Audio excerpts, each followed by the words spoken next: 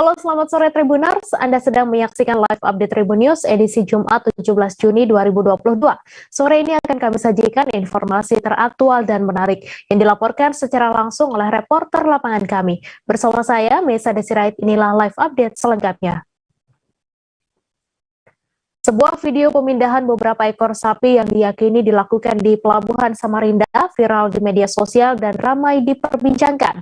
Pasalnya dalam video berdurasi 27 detik tersebut memperlihatkan cara bongkar hewan kurban yang tidak biasa, yakni beberapa sapi dipindahkan dari kapal ke sebuah truk menggunakan krain dengan cara bagian kepala diikat menjadi satu dan terlihat tergantung.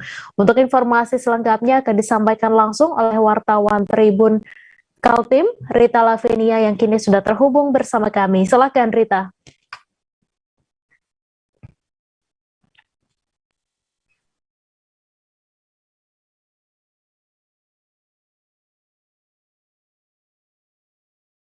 Halo Rita.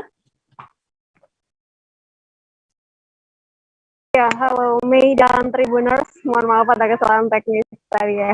Nah, bisa saya informasikan bahwa benar kejadian tersebut terjadi di Pelabuhan Kota Samarinda dan videonya sendiri itu diambil pada Selasa 14 Juni lalu ya, pada saat proses bongkar muat